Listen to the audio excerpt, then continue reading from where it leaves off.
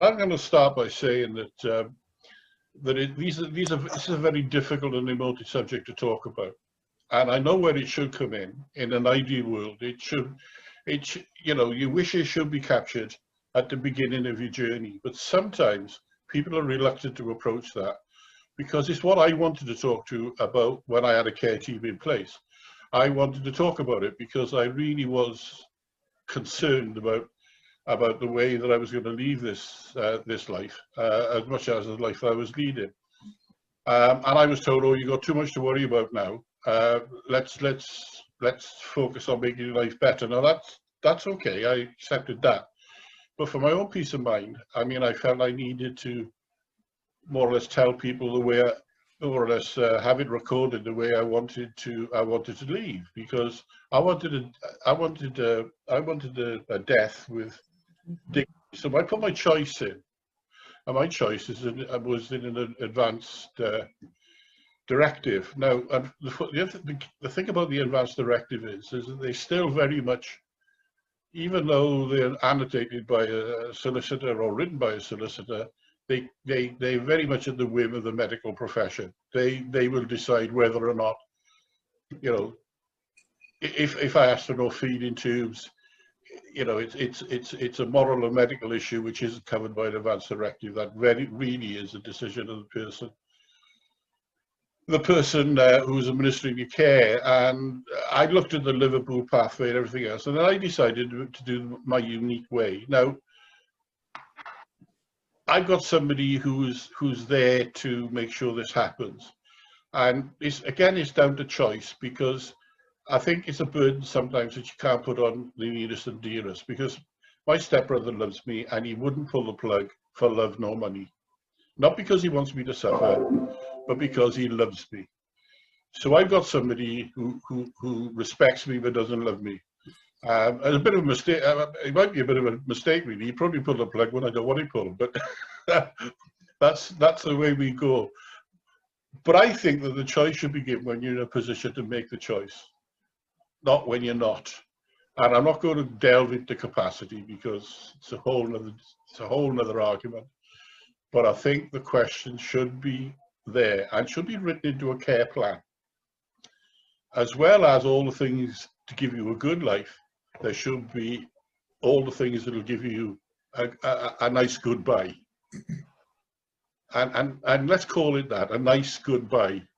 If you don't like the word death and dying, and a lot of people don't, a nice goodbye. And I want a celebration of my life. You know, I want people to celebrate my life, not to mourn its passing, because I've left my mark. Nothing more I can do. I'm on my way now. But the way you handle then brings them into the dignity part of it. I don't want to be in a side room, doubly incontinent, hanging on for dear life, where people I really cared about not able to come and see me. I want to die where I live. I want to die surrounded by the people. You know, that's my wishes. How do I access that? Well, I make sure that everybody around me knows the wishes. I give as much notice to people who consume my care along my journey of what I want. And you really are then subject to whether or not people want to do it. But I mean, if we take this and we ask professionals to look at their own policies when it comes to this. I did a very interesting Zoom call with care home managers who said, and all the big changes are usually little tweaks, and all they said was they're as distressed when their residents go into hospital, because they're treated like, you know, they might have known that person for 10 years. They might be the only person that have visited that person for 10 years. And they're treated like total strangers. They get no information because they're not relatives. So what they say is they've got the skills. They may not have the skills, but they've got the space to nurse in the nursing home somebody who's coming to the end of life, because it's all about comfort, dignity and care, and they can provide all that. So it's just a little tweak to things. And for service providers to look at the way they want end-of-life care to be, and the journey's end. Really, that's my view. I'm not afraid to die. I'm not. I don't want to, but I'm not afraid of it. but I am terrified of the way I might die. I'm slightly different, Nigel. I've done my advance directive, which actually I put somewhere safe I can't find. But there you are. I'll have to do another one. But I saw so much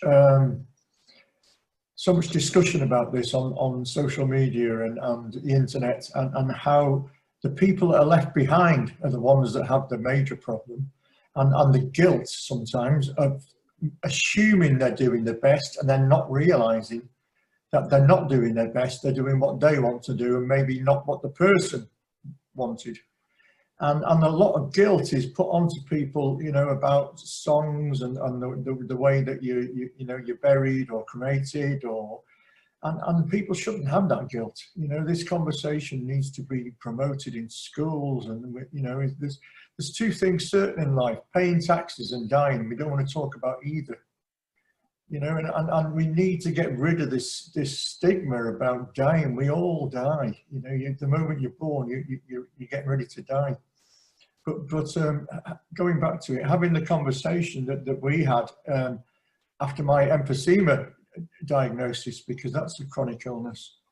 We actually thought I'd be dead by now, but hard luck, Jane. I'm a good carer, really. Yeah, when we first had the conversation, we didn't realise how little we knew about what we wanted at end of life. Now, I don't want to be surrounded by family and friends. You know, I want a nice, quiet, you know, slip away job. I don't want to die at home, because I don't want that room to be where Chris died or Dad died. You know, because I know what people are like. It'll either become a shrine or it'll become the room that no one wants to use. And I don't want that. You know, shove me in a wheelie bin if you have to, but get me out the house. But this leads into a point that was made earlier about where should someone die. Now, Chris says he doesn't want to die at home, but what is his home? Is he referring to the house where we live as a family? Is he referring to a place where he may be a resident towards his end of life? Because with dementia, it's likely he'll go into a care home. Or is it some other place? Now, when Chris says he doesn't want to die at home, he doesn't want to die in the family home. If he's a resident in nursing care, leave him there. At his last hours, don't lift him up and rush him to hospital. That is not, none of us would want that disruption at such a poignant time in our lives. But for Chris, when he says he doesn't want to die at home, that is not his place of residence, it's the family home. So it's really important to tease out the nuances that people mean by the language we use, but whilst they're still able to articulate exactly what it is that they mean. Yeah, you have to be very expletive in what you want, because even explicit, that's it, because even if you write it down, it can be misread. Yeah. No, Jane has really, I think, underlined what I feel, really. I want to die at home, but I know that home may not be here. Home will be wherever I am. It might be a care home. It might even be a hospital room. But if I'm happy there and it feels like home, you know, that's where I would be happiest to slip away, really. I, unlike Chris, would like my family around me, even though I may not know that they're there. I've gone through all sorts of issues with regards to death. If I could be entirely honest, when I was first diagnosed, I wanted to decide myself when I would die. And I wanted to die with some dignity, still knowing who I was, where I was, and not being a burden to my family. Now, I'm being entirely honest here. I went to some very dark places. I've Googled Dignitas many years ago, when I was first diagnosed, and I think it's something which a lot of people do.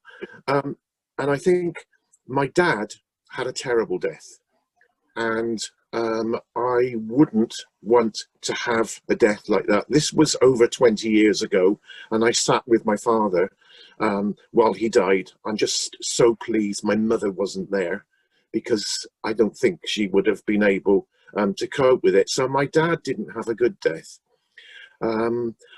Since I've gone on my journey, my dementia journey, my attitude has changed. As Nigel says, we can live well with dementia. We learn that we can live well with dementia, but we can die well too. My only concern, I've got a silly one, I've got underlying conditions, a bit like Chris. I've got other underlying conditions that have meant that I've had to shield during the lockdown, and I'm worried that I won't be able to tell the care staff or the medical staff that are looking after me that I'm in pain. But that's just a silly little niggle in my head. I'm thinking, well, because I'm unable to communicate for myself, will they know when I'm in pain and when I need pain medication? That's the only niggling little thing in the back of my head. But I've since been reassured by several nurses, and I say nurses, never a doctor, but nurses, they can tell when you're in pain. You don't have to verbalize it. They can tell, you know, from your behavior, your movements, if you're lying in bed, etc. So they'll know well. And also, if your family are there with you and your carers, they know you. They know you, you're still in there, they've looked after you for all these years, they know you inside and out, which is really why I guess I want them there. I'd also like to think that it's a goodbye. I see death as a journey. I'm a Buddhist, and I don't see death as the end. I see death as the beginning of probably one of the greatest adventures that we'll ever have. It's not an end, and it's not a faith issue. Buddhism is a non-theistic religion. It doesn't have a god. So I'm not talking about, you know, going to heaven, etc. Although I respect people who have those beliefs. That's why I think it's important to find out what people's spiritual requirements are as part of the dying process. You know, what do they want? For example, my father, a nurse decided that my father wanted somebody to come and say the Lord's Prayer, so they got the chaplain to come and do that. Now, my dad would not have wanted that. And that choice wasn't made by me, and it wasn't made by him, because he was unconscious with being basically pumped with morphine.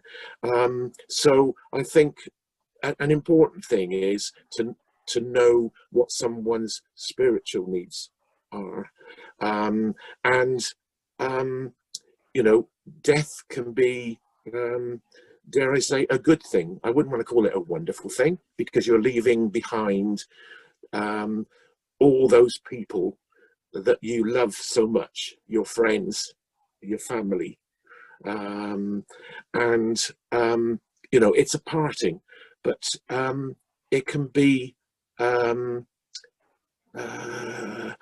it can be a happy event. You know, you could play music, and you're prepared. I hope my family are prepared for it, and I'll just slip away, and that'll be goodbye. So I've gone from one extreme to the other. I don't know if you've noticed, I've gone from, I guess I was talking about euthanasia, through to now palliative care. And I think palliative care has improved enormously. I've come at it from both angles. So I've explored the options, good and bad. And I've made the decision that palliative care is the answer. I want to die wherever I'm able to call home home. That needn't be here where I live, although I'd love it to be at home. But I wouldn't wish that on my family, because they'd have to, you know, do some clean up some terrible things, you know, and I wouldn't want them to have to go through that. But I'm sure I will be calling the care home that I have to go into at the end of my journey home, and I'll be happy there. You know, I did some accolade judging for Social Care Wales and went to some very some wonderful care homes where the residents were given activities and children were brought in and all these sorts of things, and music. I've seen the value of music, and I thought, oh, it's a load of rubbish, all of that stuff. But I've actually seen it in practice, and it's something that I basically poo-poo now, because they don't play the sort of music I like. I think they're playing music from about 20 years ahead of where I am at the moment. You know, give me a little bit of I don't know, some more up-to-date things. But you know, music, people around me, and just feeling comfortable and slipping away and going on that journey that we all take at some time in our lives, and whether we believe it's heaven or wherever. I don't believe anyone goes to hell. I think there's good in us all. I was listening with great interest there, because as an unpaid carer over the years, I've studied kind of end of life in great detail, both in sort of academia and in support networks, because I really, it kind of dawned on me as an unpaid carer that, do you know what, you know, I've been unpaid carer for 30 years, and the one thing I was fantastic at offering care and support, but the one thing I was really afraid of was dealing with death of other people.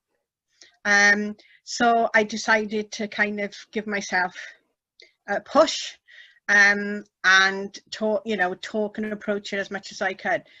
So I'm going to kind of bring that forward to today and why it's kind of so important.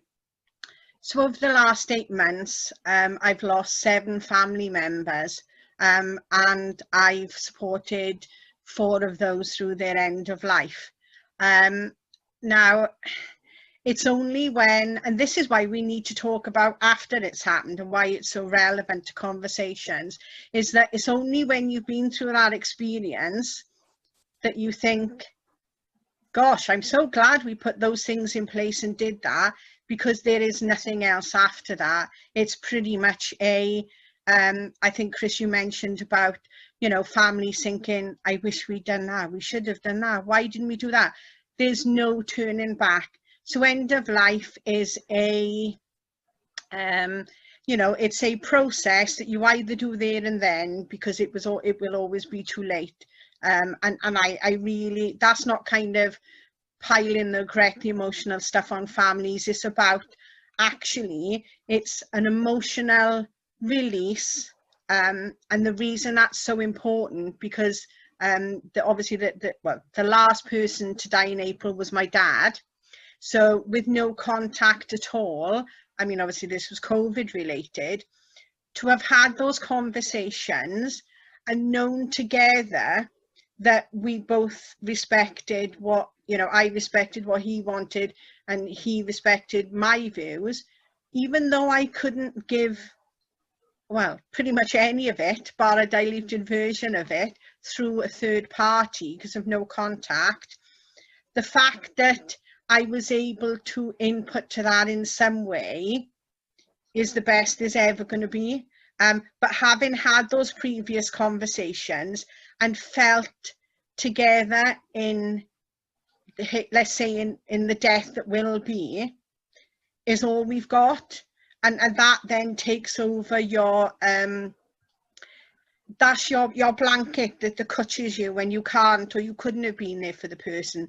That's the that's the cotton wool you wrap yourself up in, because actually it is so important to be able to try and do. But what COVID has taught us is that there've been many bereavements and end of life situations where, quite frankly, they were less than ideal and probably less than humane in some circumstances. But having known that you'd already started that journey of it's almost like a bonding in the importance of your life and the end of life, it is and can be a huge sort of comfort. And that also applies to professionals. But I think choice is huge, and quite frankly, initially with end of life and with my father-in-law, he just wanted a burger and a pint. He couldn't swallow any food, etc. And I was like, if he wants a burger and a pint, then that's his wishes. He's having, it doesn't matter whether he holds it, whatever he wants to do. And that was important to him. And it's about I think that that's the last thing that potentially you can do. And I personally believe that I know we do say we don't like the term dying well, but it's, the dying well is about the person and about you. So if a person dies well, then the people around them necessarily kind of sort of not live better, because you're grieving, you're bereaving, but actually that dying well means that we can move forward with our lives and not focus on something that can impact us for our lives and the way we look at dying as well. So choice is huge. And I think as professionals, I think it's about, there are normally perimeters and, walls brought up and guidelines, and there are lots of issues. But I always think back to the nurse that rang me to say that my dad was imminently passing away. And she said, I can't open the door to let you in. And if I could, I would, regardless of what they said. But actually, what can we do that he would want for this moment, for his sort of moment? Because it is a moment. It's a moment, like birth is a moment. It's a moment about how we live our lives, any dramas, any tragedies, any great, it's a really important moment. So I think, and that probably the most important part was, as a professional, where she actually said, never mind the guidebook, never mind what the ward manual says. If you want me to sing and dance for him, if you want me to, to tell him jokes and to fly around like an airplane, whatever he wanted, we will do. And that's kind of huge, because we're very big dog people. And actually, I said, look, I know we're not going to be able to borrow a dog at this time, but the reality is that there are key things, key words that we want you to say, key things we want you to mention.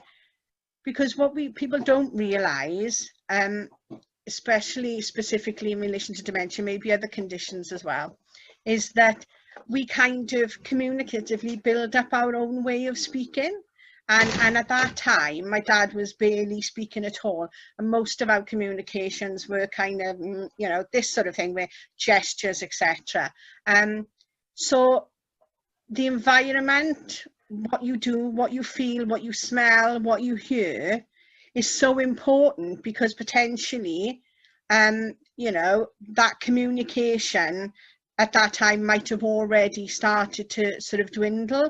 So that's all you have, is the environment, is the feeling, is the, I mean, for my father-in-law, he was a huge fan of Dam Busters and a Lower Low. So a Lower Low we had, that's what we had for the last half hour was, and somebody shouted, turn that down. No, we go into a Lower Low. And that's what we did. We had the full telly up, the songs going. So it's about And people, I'm sure people will be thinking, but where's the dignity in listening to a low for the last half hour of your life?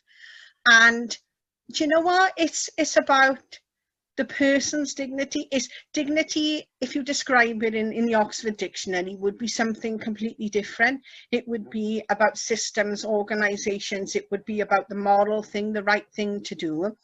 But actually, you know, to hear somebody saying to you, listen very carefully, I'm only going to say this once, if that was their key message, is phenomenal, because it's about that person and it's about what they need to hear. So conversations, I mean, if I could say two things, especially to kind of professionals, is that never be afraid of having that conversation. If you don't understand what end of life is, or what you can do, you know, try and look at the person, try and think about what that can be. And secondly, that you know, does it really matter if a care home or if a hospital has certain policies? Because from that time onwards, where they say that, you know, that the person that's passing away actually starts leaving that world, they no longer, they are part of your ward, your home, your, you know, your organization, your care home. But actually, because they are already leaving you, you've got an obligation to make sure that that is their way and not your way. And I think that's the best way I can put it, really. Everybody has a view on the way they want to go, and it's an individual view. And it's very much like, you know, if you know one person with dementia, you know one person with dementia. And if you know one way people want to die, you know one way people want to leave this world.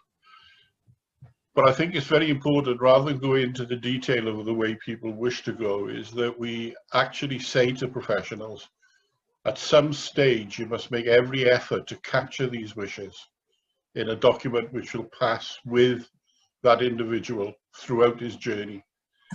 And differentiate, and don't differentiate, and see it as part of living, you know, as well as leaving. They're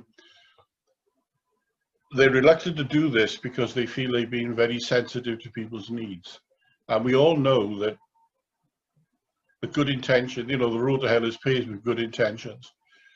And to have somebody fighting for somebody's wishes at the end of their journey is one of the most dignified ways you can go. They should be there, they should be accepted, they should be recognized, they should be fulfilled. I mean, am I capturing this here? Am I capturing it right?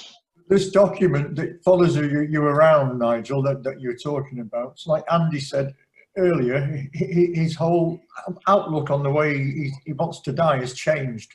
So this document needs to follow you around, but it also needs to be flexible. It needs to be looked at on quite a regular basis. Yeah, and yeah. One of the biggest things I think that people, the information that people have got to have is information on the choices that they can have, such as different caskets you can have. You can get buried under a tree now. You can get buried in a basket. You know, you can. And unless you don't know the choices, then you only assume that's how you want to die. Take on board the fact that, you know, people may want to talk about the way they go early into the diagnosis while they still have the capacity. That people have a right to make a choice on the way that they want to go. If they want to refuse drip feeds, if they want to refuse ventilators, that's so long as it's written down, that's what they should do. And challenge the medical model of care, which says, well, we'll always do what's best for you. Well, what's best for Chris is not what's best for me, which is not what's best for Andy, and what wasn't best for Kerry's dad. So just an approach, simply, we're not specifying what should be done, but saying what shouldn't be done. And they got a big challenge, the healthcare professionals, because in 2018, 12.5% of all recorded deaths had an element of dementia in it. So this is not going to go away. It's going to get bigger. And consequently, I think they should they sort of they should pay attention to it. Kerry. Can I just add to that as well? Hope you can hear me if my system's playing up. It's about, I mean, I've been in a situation where I've been with a doctor, a nurse, a healthcare worker, and actually they've ran out to the room crying because they potentially had to tell us that we were at an end of life sort of stage. Where I'm quite open about things, where I've then said to the professional, it's okay, come back in, you can talk to us, and they've said, oh my gosh, we've never been ever spoken to a family where, you know, they've been quite so open about you know, recognizing these sort of subjects, but actually it's about giving healthcare workers, nurses, whoever, the courage and the strength to have these conversations, because for a doctor to be able to, a young doctor to walk out and kind of go, oh gosh, I can't do this, and walk out is really difficult. So that for me is about ensuring that there are kind of pathways for them to be able to deal, to be able to cope, and to be able to understand, because not everybody knows what end of life is. There's much confusion over where people say, why people living with dementia need palliative care from the beginning because it's a terminal condition, but actually we've been kind of told before now where, oh, you don't want to go down that route yet. So it's about the knowledge and the understanding about what it is, what it means, and how it fits sort of into somebody's life, really, because that's a really difficult situation. And like Jane said, we don't know what life is going to bring, but actually if those wishes, those choices are missed because a professional says, and let's face it, we all hear the stories from neighbours, so-and-so in number 45 must be on his way out because the nurse, the injections has been calling there. Right? So the reality is that unless our own GPs, our own district nurses, other nurses are able to have these conversations as professionals, then how are we going to, you know, make sure that the person has the sort of end of life that they want? So it's actually, point one is about the training element. You know, for a doctor not to feel that they can have that conversation because they're a young doctor, is, you know, to put your arm around a young doctor and say, it's okay, you can have that conversation, is hard for them, isn't it? And that's why we're doing this, really. As well as knowing what the individual wants, because my dad didn't, we didn't think about things in those days. And the doctor called myself and my mum into a side room, a junior doctor, and said to my mother, do you want your husband to have a DNR? And my mum said, what's a DNR? And he said, well, it do not resuscitate. So if his heart stops, we won't restart it. Well, my mum went crazy. Now he was recommending the right thing. My dad was, he had cancer. He was riddled with cancer. He was in agony, and that was the best thing to do it. But I think they do need to basically take into account, you know, what the family can and can't handle. And I think things have changed and they do that in a better way. I've only got one thing that I wanted to say, and I always say it. I think there are two things in our lives that I consider to be the greatest privileges. And the first one is to be with somebody when they're coming into the world. So you're welcoming them into the world. That doesn't have to be your child. You know, an ambulance driver very often has to give birth, yet has to assist a woman before she gets to the hospital because the birth is very quick. But I think that's a wonderful thing, and we regard it as a wonderful thing. It's a new life, and it's hello, welcome to this world. I also think it's a privilege and I've been with people apart from my father who've had good deaths, and I've seen it as a privilege to be able to say goodbye to them. And so, so, you know, you're seeing someone into the world and you're seeing someone out of the world, regardless of what their beliefs are. And I just feel sort of very sensitive to that. And that doesn't have to be the family member. Again, the medical profession, the carers, they're afraid of, you know, seeing people die. They can't cope with it, but it's a natural process. I think, as Chris said earlier, we born, we pay taxes, we die. We've heard fear. Fear is a massive problem, and it's not the fear of dying, it's the fear of the professionals in bringing up the conversations with us. It's the fear of the family members of losing someone when we don't have enough information about the situation. So we really need to break down this stigma of fear, and fear to ask the person themselves, what would you like? How would you like to go? People are very afraid because they think it's going to bring it quicker. It's not going to bring it quicker, but actually it can make the transition much smoother, much more what the person themselves want rather than what those around them think. As we've heard, professionals being too afraid to bring up end of life when somebody is imminently at end of life is more about their lack of emotional quotient, I think it's called, rather than the family's willingness to see this person right through the end.